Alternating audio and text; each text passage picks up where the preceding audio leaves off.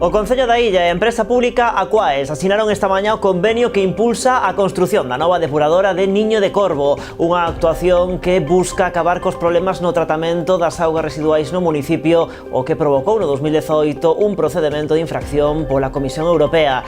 Tras a asinatura do convenio, anunciouse que este mesmo martes sairán a licitación estes traballos cun orzamento de 8,5 millóns de euros. Que tal, saúdos? Na asinatura desta mañá non estivo presente a metade do goberno local do BNG, que o considera un acto de campaña do Partido Socialista. De contado ampliamos, antes imos con outras novas. A Policía Nacional de Pontevedra pon os ollos na Casa do Mar como o posible emprazamento para unha nova comisaría. O Concello ve esta opción con bos ollos, creen que é unha boa solución para evitar que o edificio quede abandonado cando o Centro de Especialidades se traslade ao Gran Montecelo. A oposición de Rianxo, PP, Partido Socialista e BNG rexeitaron a cuestión de confianza presentada polo Executivo de Rianxo en Común para aprobar o presuposto municipal. Ábrese agora un período dun mes para presentar unha candidatura alternativa e un orzamento. De non facelo, o actual goberno terá as mans libres para aprobar o seu de xeito automático ou rematar o prazo establecido por lei. A reforma da Rúa Santiña en Pontevedra deixa ao descuberto un antigo lavadoiro. Dende o Concello destacan o bo estado no que se atopa este elemento patrimonial que dataría de finais do século XIX. A intención do Executivo local é conservalo. Hoxe nas novas tamén buscaremos lixo na mar. En Cambados, o alumnado de sexto de primaria dos colexios de Magariños e Santomé participaron nunha actividade para liberar de lixo a contorna da Ribeira de Feciñáns. A iniciativa busca tamén concienciar a rapazada da necesidade de reducir os residuos que producimos. E a Pobra recupera a choqueirada de verán para dar a benvida á tempada estival. Animación de rúa, concertos e, sobre todo, disfraces encherán a vila o vindeiro sábado 29. Entre as actuacións programadas, a charanga Castrexos e o grupo Leite con Galletas. Son algúns dos asuntos que imos tratar de contar aquí nas novas do día en Canal Rías Baixas.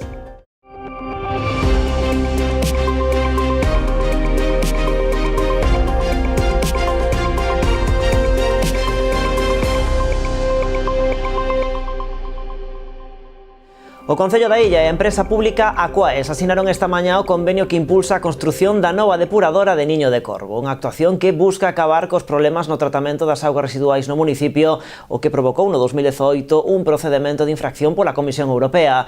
Tras a asinatura do convenio, anunciouse que este mesmo martes sairán a licitación eses traballos cun orzamento de 8,5 millóns de euros. Na asinatura desta mañá non estivo presente a metade do goberno local do BNG, que o considera un acto de campaña do PSOE. O Concello de Illa de Arousa e a empresa pública Aquaes asinaron esta mañá o convenio para a nova depuradora de Niño de Corvo, unha actuación que sairá xa a licitación este martes. É a culminación dun proxecto que se declarou no ano 2018 de interese xeral do Estado logo de que a Comisión Europea abrise un expediente de sanción por non cumprir a normativa de tratamento de augas residuais. No 2019, o Ministerio de Transición Ecolóxica encargáballe esta obra a Aquaes, que agora viviu o impulso definitivo. Desde que llegó Luis a la alcaldía, él enseguida mostró, digamos, un ejercicio de responsabilidad respecto a este proyecto, dio ese paso adelante, hemos estado trabajando y ante la disposición que tenía Luis para afrontar este proyecto, lo que hicimos desde Aquaes fue buscar fondos europeos.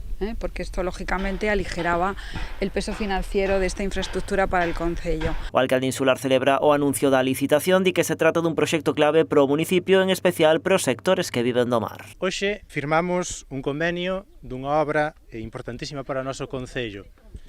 Un avance histórico para a Illa de Arousa. Non podemos olvidarnos que vivimos do mar, e nós, como o noso deber, como administracións, tanto o Goberno de España como a administración local, é coidar esas augas, coidar ese mar.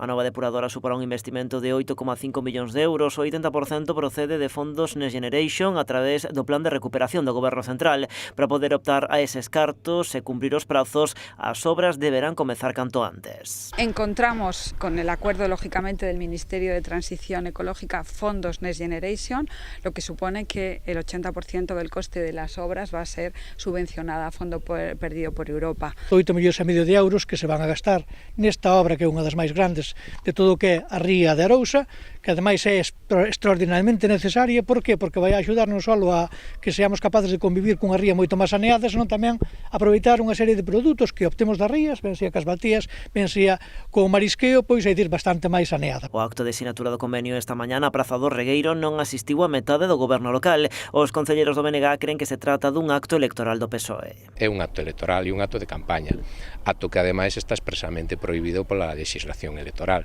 En campaña electoral non se poden inaugurar obras, nin proxectos, nin facer presentación dos mesmos, e iso é o que están facendo hoxe ali. Non entende así o alcalde socialista. Arosa di que hoxe todo o mundo era ben recibido na sinatura deste convenio. Están invitados tanto a oposición como eles. O resto tendei que preguntar a eles. Por que non están aquí? Invitados están todos, toda a corporación municipal. Ademais, o líder do BNG na illa e tenente alcalde cree que con este acto os socialistas non están cumprindo o pacto de goberno bipartito porque, lembra, trátase dun asunto dunha área que xestiona o bloque. Di que eles non se meteron nunca nas súas competencias e que este incumprimento non axuda a que a relación sexa boa entre as dúas partes do bipartito. Bueno, pois seguimos con outros proxectos que afectan a nosa costa. Vilanova beneficiarase dunha axuda de Turismo de Galicia para a mellora do borde litoral na parroquia de San Miguel de Deiro. En concreto, os fondos permitirán a instalación dunha pasarela nun treito da senda construída nun inicio para instalar por debaixo a tubaxe de saneamento que sigue reclamando o Concello a Costas. O alcalde insiste na necesidade dese proxecto, pero entre tanto di seguen avanzando noutros aspectos. Con fondos da Xunta e a espera de captar máis financiamento, o que se vai facer agora é unha pasarela nunha zona de esteiro que corta o paso cando a marea está chea. Un proxecto, explica o rexedor, que servirá para conectar Cambados con Vilanova se o concello veciño tamén aposta por continuar no seu territorio con esta senda. Gonzalo Durán explica que xa contan con todos os permisos para facer esta actuación que comezará nos vindeiros meses. Apunta que, lóxicamente, non vai estar rematada para este verán, pero conta con que sí para o verán que ven. Un novo avance, di Durán, que salienta a gran transformación que sufriu últimamente esta zona do concello. Anunciar unha nova axuda que vai a recibir o Concello de Vilanova de Turismo de Galicia para colaborar coa mellora da pasarela que falta para rematar esta senda. Por lo tanto, dentro do ámbito de colaboración entre Xunta de Galicia e Vilanova de Arousa, é un pasiño máis, xa digo, na mellora da senda litoral. El plan de litoral de las subvenciones para a mellora litoral de la Xunta de este año la hemos dedicado a esa nueva fase, y esa nueva fase es hacer la pasarela, de la que con mucho trabajo hemos conseguido los permisos para poder unir, yo iba a decir Cambados con Vilanova, pero bueno, para unir este muro con Vilanova, y los de Cambados si pueden venir, pues pueden venir, si no pueden venir, pues tienen que dar una vuelta. Yo no soy alcalde de Cambados. Máis cousas, a Policía Nacional de Pontevedra pon os ollos na Casa do Mar como o posible emprazamento para unha nova comisaría.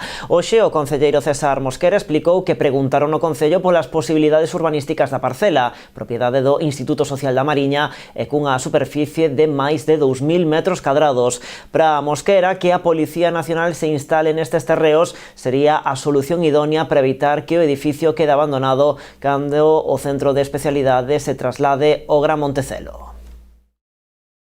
Os terreos da Casa do Mar de Mollabao poderían converterse no espazo idóneo para a nova comisaría da Policía Nacional de Pontevedra. É que preguntaron eles, preguntaron por esta parcela a da comisaría. Sí, o Concello que posibilidades urbanísticas había. Esta posibilidade gusta no Concello pontevedrés. O goberno local xa expresará a súa preocupación polo feito de que a Casa do Mar quedará baleira despois da apertura do Gran Montecelo, xa que o Sergas prevé trasladar ao hospital o Centro de Especialidades. E a súa preocupación é que non quedara abandonada con cos problemas que todo o mundo sabemos, non, de que sucede cando hai un edificio abandonado. Mosquera apuntou que o terreo é propiedade do Instituto Social da Mariña. Conta con 2.054 metros cadrados fronte aos 950 da parcela na que se sitúa actualmente a comisaría. Donde están agora, a parcela ten unha superficie de 954 metros cuadrados. Aquí podense sacar só que a altura actual, o sea, podense sacar por 5 plantas, poden sacar 10.000, pode sacar o doble. Pola súa banda, dende a subdelegación do Goberno aseguran que a construción dunha nova comisaría provincial en Pontevedra é algo prioritario, pero consideran prematuro dar por feito que as novas instalacións se situarán en Mollabao. Apunta a Abel Losada que será a Policía Nacional quen avalía a parcela e reclama discreción e lealdade institucional neste proceso. E dos sucesos falamos da detención de 3 persoas en Ribeira, un home e 2 mulleres como presuntas autoras dun delito contra a saúde pública na súa modalidade de tráfico de drogas.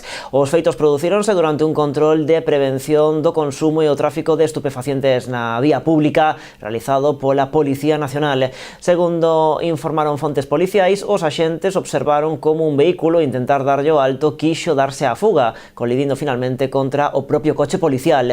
Durante o rexistro no interior do vehículo, os axentes localizaron nun habitáculo oculto un envoltorio de plástico con máis de 10 gramos de heroína. Durante o cacheo realizado tamén lle interviron 9 bolsas termoseladas que contiñan cocaína e heroína, así como tamén outros envases de plástico cunha mestura destas dúas sustancias e diversos útiles empregados durante a manipulación das drogas. Foron intervidos tamén máis de 200 euros en metálico, 4 teléfonos móviles e o vehículo que empregaban.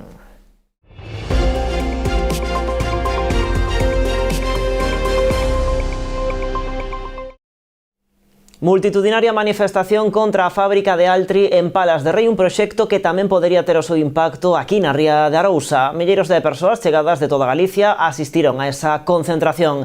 Entre elas tamén patróns maiores, mariñeiros ou mariscadoras das Rías Baixas. A marcha en contra da celulosa asistiu tamén o mariñeiro e divulgador Rogelio Queiruga, presidente de Plademar Muros Noia. Hoxe celebraba a resposta multitudinaria en contra deste proxecto. Eu esperaba que a manifestación contra Altri en Palas de Rei fora multitudinaria. O que non me esperaba é que fora tanta. Eu mismo tuve que aparcar a máis de 3 km de distancia para poder unirme a toda a xente que estaba ali manifestándose desde todos os puntos de Galicia. E ali pudeme encontrar con patróns maiores como o de Rianxo, como o de Noia, pudeme encontrar con xente das plataformas, con xente dos colectivos ecologistas, pero tamén, sobre todo, algo que me encheu de emoción foi encontrarme con moitas mariscadoras e mariscadores e presidentes de agrupacións que están aí defendendo o que non é solamente o seu pan, sino que é un sector productivo imprescindible para a nosa industria conserveira, para a hostelería, para a gastronomía e que nos posibilite ser quen de poñer produto de Galicia ca enorme calidad que ten nos mercados de Madrid, de Barcelona e do mundo. Bueno, pois son declaracións de Rogelio Queiruga, que, por certo, forma parte como independente da lista do BNG para as eleccións europeas. Hoxe, xunto con membros do bloque, estivo na Illa de Arousa. Ali mantiveron unha xuntanza con representantes do sector do mar para escoitar as súas inquedanzas. Os nacionalistas pediron o voto para Ana Miranda para que continúe defendendo, din, os intereses galegos. Poñen sobre a mesa o traballo feito pola eurodeputada en defensa do mar. Un sector, explican, que dende a entrada de España na Unión Europea foi perdendo peso con medidas que no canto de apoialo supuxo o desmantelamento de barcos. Apuntan que, así e todo, o sector segue sendo clave para a economía galega como un dos grandes xeradores de emprego. Din que fan falta medidas como as que propón o BNG para incentivar o desenvolvemento económico das rías e nomeadamente da ría de Arousa. En primeiro lugar, reclaman que Galicia sexa recoñecida como unha zona altamente dependente da pesca, o que se traduciría en máis capacidade de cotas de acceso a medidas de protección e recursos. Lembran que nas eleccións do 9 de xuño o que está en xogo é o papel de Galicia en Europa e non se gaña Sánchez ou Feijóo. Estamos efectivamente diante dunhas eleccións ao Parlamento Europeo onde o que se está en xogo non é se vai ganar Sánchez ou vai ganar Feixóo, porque entre outras cousas non se presenta, non? O que está en xogo é se Galiza vai ter voz no Parlamento Europeo onde, desgraciadamente, para Galiza se deciden moitísimas cousas, non? Nós non queremos en Bruselas sentados a gobernar a un señorito de Pontevedra, nin a un señorito de Alemania, nin a un señorito de Madrid, nin a un señorito de Suiza. Queremos a xente ou que sea traballadora ou que estea sempre cos traballadores como estuvo Ana Miranda. Eu é a primeira vez que me presento nunha candidatura ás europeas, pero recordo que cando foi acampada do cerco en San Caetano para defender cuotas xustas, Ana Miranda estaba aí, donde eu tamén estaba apoiando a compañeiros dunha arte a que eu non me dedico. E máis política, hoxe tocoulle o Partido Popular de Pontevedra facer balance do primeiro ano deste mandato de Lores na alcaldía. Para Rafa Domínguez, o alcalde está nunha situación de extrema debilidade illado sen un proxecto de futuro para a cidade. Tamén se referiu á negociación aberta co BNG para aprobar a modificación de crédito na que traballa o goberno. Domínguez asegurou que presentarán varias propostas. Para o Partido Popular, o primeiro ano do sétimo mandato de Miguel Anxo Fernández Lores en Pontevedra está marcado pola debilidade do rexedor. En este año creo que el señor Lores está en una situación de extrema debilidad política, lo digo así. Además, está aislado, está intentando navegar en solitario con una minoría fruto de su mal resultado electoral hace un año y no está siendo suficiente esos 8 concejales que lo acompañan para sacar los temas y los proyectos adelante. O abandono do rural e dos barrios, problemas de convivencia e de limpeza, a falta de emprego ou a mala relación entre o goberno local e os traballadores do concello son, segundo Domínguez, algúns dos atrancos que o equipo de Fernández Lores non é quen de solucionar. Que en este momento creo que la Pontevedra Lores no tiene un proyecto de futuro. No estamos viendo hacia dónde va o qué quiere hacer y ese es el mayor problema que vemos, no sabemos hacia dónde quiere ir.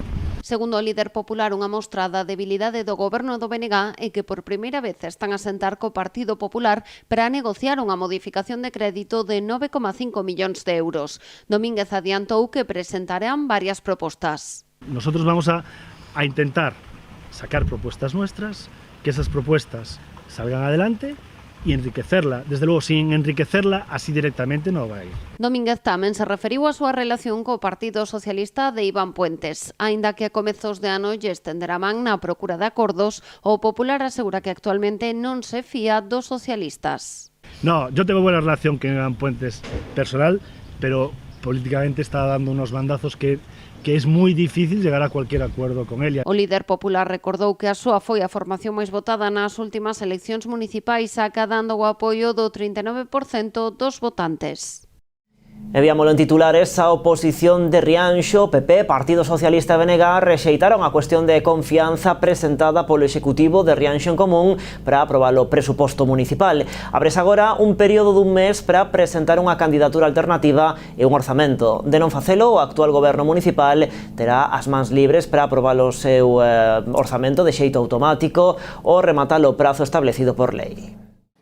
O goberno de Rianxo en Común en minoría quedouse só na cuestión de confianza a que se someteu no pleno extraordinario celebrado pasado venres pola noite para poder aprobar os orzamentos municipais para este ano 2024. O resto dos grupos con representación na corporación votaron en contra, polo que as contas quedaron sen aprobar. Cabe lembrar que a medida foi tomada polo equipo de goberno a semana pasada ante a imposibilidade de sacar adiante o seu proxecto orzamentario.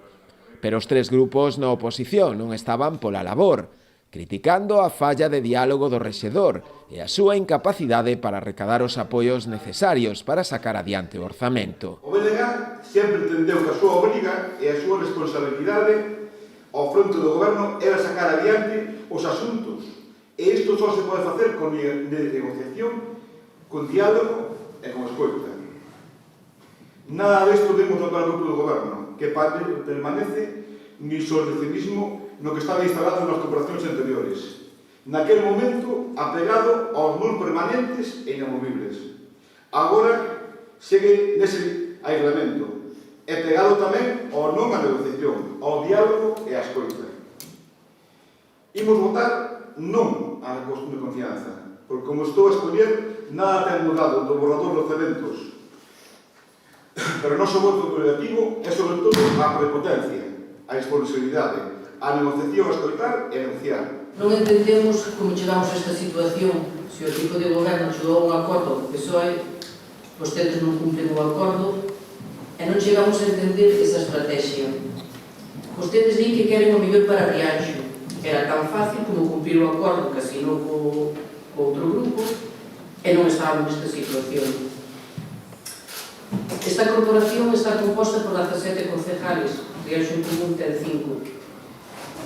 Señor Bustelo, faga usted as cousas ben e deixe de chorar nas redes sociales porque botar a culpa ao resto dos grupos é de pacto de colegio. O noso voto vai ser non. cando tres partidos políticos de diferentes cores, independentes das súas decisións, cun funcionamento dispar cada un deles, coincidimos en que falta diálogo, en que falta comprensión por parte do equipo do goberno que é gobernar en minoría. Por favor, señor Bustelo, téndolle a man novamente, dende cero, dende a máis sincera das posicións, para que se reconduzca esta situación polo ben de todos e de todas as rianxeiras. Espero que esta mensaxe se entenda desde unha perspectiva de mellora e non quede vostede co voto en contra cunha situación de conflicto. Nós non o pretendemos nin o queremos. Bueno, na réplica o alcalde aproveitou para facer un repaso do primeiro ano de goberno en minoría, un feito que non supuxo atranco algún, segundo el, para que o Concello de Rianxo seguise traballando e sacando adiante proxectos. Tamén negou que non houbese diálogo, pois reuniuse en varias ocasións cos grupos da oposición e mesmo os convidou a realizar propostas ao borrador do documento orzamentario que algúns obviaron. Decía antes que o goberno dou os pasos necesarios para que a semana pasada o orzamento se aprobara inicialmente, porque non só se fixo esa parte correspondente á preparación dunha proposta da man dos diferentes departamentos, senón que, cunha importante antelación, se remitiu aos diferentes grupos da oposición un borrador da proposta final para que foran tendo en conta, en paralelo ao propio grupo de goberno, unha previsión sobre que poder traballar. Quen lles fala mantivo xuntanzas con cada un dos grupos da corporación coa finalidade de lles presentar o dito borrador, explicarles o traballo feito polo goberno polos servizos técnicos para chegar a él e para invitarlos a que formularan as propostas que estimasen oportunas. Fai non moito, insisto, que estiven sentado no lado da oposición e isto que relato nunca se fixo co meu grupo cando os que gobernaban eran outros. Só o Partido Socialista formulou propostas ao borrador presentado, de él Xustiza de Silo, propostas sobre as que se conversou e que se viron plasmadas na proposta de orçamento que se elevou ao pleno. Incluíuse incluso a creación dunha praza de arquitecto técnico recollendo unha proposta presentada fai apenas uns meses polo Partido Socialista en forma de moción. Ábrese agora un período dun mes para presentar unha candidatura alternativa e un presuposto, algo que parece improbable, como xa deron a entrever varios dos grupos. De non presentarse, o orzamento presentado por Rianxo en Común será aprobado de xeito automático ao rematar o prazo establecido por lei. Centos de nenos e nenas desfilaron hoxe polas rúas de Pontevedra en defensa do noso idioma nunha nova edición do Correlingua. Ampliamos despois da publicidade.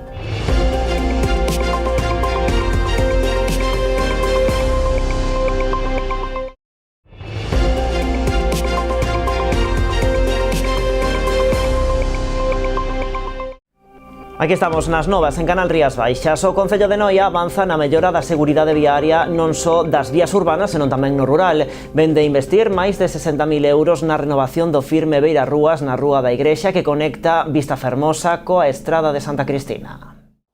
Tras rematar as obras da travesía de Noia, o Concello traballa na mellora das vías axacentes que conectan o casco urbano cos núcleos rurais do municipio. É o caso da Rúa da Igrexa, na que se está a executar a mellora da capa de rodadura e a renovación das beirarrúas. Esa era unha rúa que tiña un estadio de deterioro importante, fundamentalmente como consecuencia de aparición de auga no baixo firme desa estrada e supoñía un deterioro importante da capa de rodadura. Esta actuación vai a supoñer a renovación das beirarrúas, vai a supoñer tamén mellorar a confluencia ca estrada provincial de Santa Cristina, de tal maneira que se facilite o xiro dos vehículos tanto hacia a dereita como a incorporación dos vehículos que veñen pola estrada provincial de Santa Cristina hacia a Rúa Igrexa e entendemos que é un investimento de máis de 60.000 euros. Este investimento inclúe tamén a eliminación dos tendidos aéreos de redes de suministro eléctrico e telecomunicacións para proceder ao seu soterramento. E a reforma da Rúa Santiña en Pontevedra deixou descuberto un antigo lavadoiro. Dende o Concello destacan o bo estado no que se atopa este elemento patrimonial que dataría de finais do século XIX. O lavadoiro foi localizado a finais da semana pasada no treito máis rural da rúa e a continuación da fonte da Santiña. Ata o lugar xa se desprazou o arqueólogo do Concello que elaborará un informe para trasladar á Dirección Xeral de Patrimonio da Xunta de Galicia. A intención do goberno local é conservalo. Pedras de fregar, non? Os fregadoiros están moi bo estado, ben colocados, probablemente algún este movido, pero hai bastantes, e a primeira impresión, bueno, terá que decidilo, terá que acabar a opinión de patrimonio, do Camiño de Santiago, etc. Que evidentemente isto non é do Camiño de Santiago, o Camiño de Santiago vende moito antes non desa época que estamos falando, non? Estamos falando de 125 anos, máis ou menos, pero, bueno, ten un valor patrimonial, está en moi bo estado, e que a primeira impresión, como digo, é que sería ben deixalos, sería ben conservalo. Seguimos con outros asuntos. A empresa Congalsa, sentada no polígono da Tomada, na Pobra, obtén un novo recoñecemento pola súa labor en materia de responsabilidade social e sustentabilidade. Trátase do Premio de Excelencia Empresarial que outorga o Concello Canario de Arinaga na categoría de Gran Empresa. Cabe destacar que a firma conta cunha delegación nas Illas Canarias. Estes galardóns teñen como obxectivo recoñecer as boas prácticas empresariais nos ámbitos da economía do ben común, a responsabilidade social corporativa e a contribución aos cumprimentos dos obxectivos pro desenvolvemento sostible. Proxecto Libera, Paradores de España e o Concello de Cambados únense contra a basuraleza. Hoxe o alumnado de sexto de primaria dos colexios de Magariños e San Tomé participaron nunha actividade para liberar de lixo a contorna da Ribeira de Feciñáns. A iniciativa é marcada nos actos para conmemorar o Día do Medio Ambiente na vila, busca tamén concienciar a rapazada da necesidade de reducir os residuos que producimos. E que sean conscientes de que a única forma de que isto non se produza é consumir, é dicir, reducir o uso, consumir menos, reducir o uso de plásticos e despois, unha vez que se usan, cando non queda máis remedio, xestionalos adecuadamente, depositalos onde debe ser e que evitemos que cheguen ao medio natural, neste caso ao mar, pero o mesmo se pode aplicar para ríos ou para calquer outro espacio natural. Una vez que finalicemos el tiempo de recogida, que se calcula en 2 horas la actuación, tendremos que seleccionar absolutamente todos los residuos e introducirlos en una aplicación de manera que se puedan realizar estudios sobre, en primer lugar, el residuo que se recoge mayoritariamente y si repetimos en el tiempo las actuaciones podemos hacer comparativas de si de uno o de otro residuo mejoran o empeoran y del impacto que puede tener en el espacio.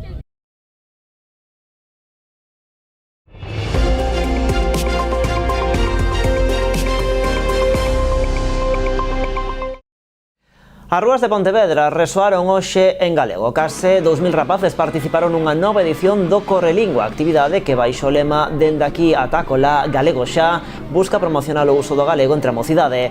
Este ano, ademais dos centros educativos pontevedreses, uníronse ao Correlingua colexios de Ponte Caldelas, Portas, Vilagarcía, Rianxo e Ribeira.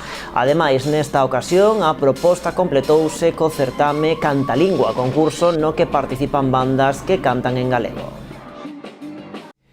A Pobra recupera a choqueirada de verán para dar a benvida á tempada estival. A animación de rúa, concertos e, sobre todo, disfraces encherán a vila o sábado 29 nunha gran festa para todas as cidades.